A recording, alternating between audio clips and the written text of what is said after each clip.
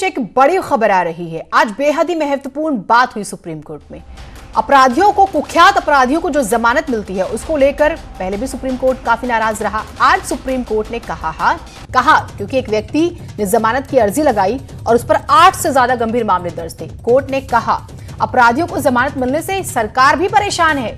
विकास दुबे को जमानत मिली थी, देखा क्या किया उसने। ये कहा कोर्ट ने उस व्यक्ति से, तुम्हें जमानत देना बिल्कुल ठीक नहीं। यानी कि कुल मिलाकर कोर्ट भी, ये टिप्पणी पहले भी एक बार आई थी और उसके बाद हम देख रहे हैं। सुशील पांडे हमारे साथ, हमारे सहयोगी जुड़े हुए हैं।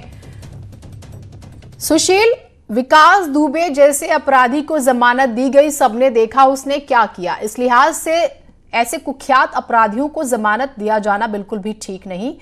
कोर्ट ने और क्या सख्त टिप्पणी की?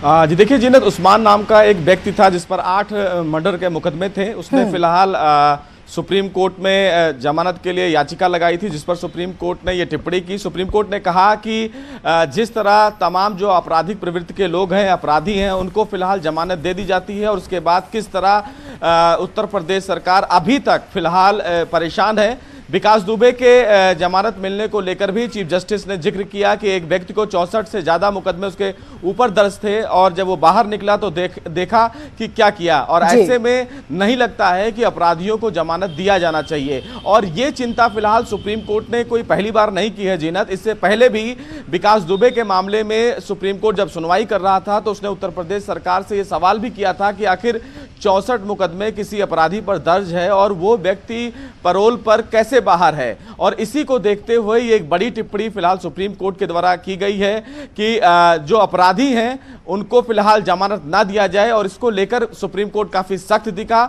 और सुप्रीम कोर्ट ने उत्तर प्रदेश की कानून व्यवस्था को लेकर एक बड़ी टिप्पणी भी की।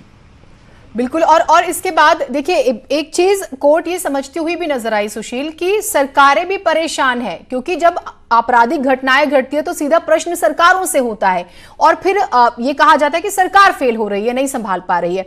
ये चीज कोर्ट ने समझी और हम ये देख रहे हैं कि ये एक रिफॉर्म के तौर पर इसे देखा जाए, स्टेप बाय स्टेप हर उस विषय पर अब कम से कम चर्चा तो हो रही जिसका जिक्र ही नहीं होता था।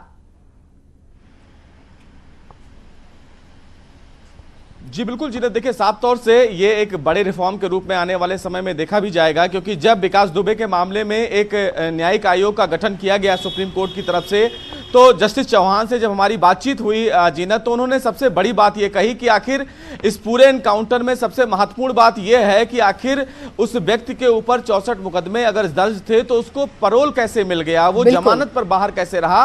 और इसमें एक बदलाव की जरूरत भी है कि अगर गंभीर अपराधियों पर अगर मुकदमे गंभीर दर्ज हैं तो उनको जमानत ना दिया जाए, फास्ट ट्रैक कोर्ट से उस मामले की सुनवाई की जाए। 64 मुकदमे, 15 मुकदमे, 17 मुकदमे, ऐसे कई मुकदमे फिलहाल अपराधियों पर दर्ज हैं, लेकिन वो अभी भी उत्तर प्रदेश में बाहर हैं जमानत को लेकर। तो आने वाले समय में जीनत देखा जा सकता है कि सुप्रीम कोर्ट इस पूरे मामले में एक कोई नई गाइडलाइन बना दे कि अगर गंभीर अपराध करने वाले अपराधी पर मुकदमा दर्ज है तो उनको किसी भी सूरत में जमानत ना दी जाए। और इसीलिए सुप्रीम कोर्ट ने यह चिंता जताते हुए उस्मान नाम के इस अपराधी की जमानत याचिका को खारिज कर दिया। उन्होंने कहा कि 64 से ज्यादा मुकदमे किसी अपराधी पर दर्ज थे और वो बाहर निकला, उसके बाद देखा कि स्थिति क्या हुई। उत्तर प्रदेश सरकार परेशान रही और इसीलिए जमानत अब नहीं दी जा सकती है। और सुप्रीम कोर्ट भी काफी सख्त दिखा ऐसे अपराधियों को जमानत देने में। अब बिल्कुल, बहुत शुक्रिया आपका तमाम जानकारियों के लिए। और इस लिहाज से इस सख्ती के बाद ये बात तो स्पष्ट है कि जमानत अर्जी लगाने से पहले भी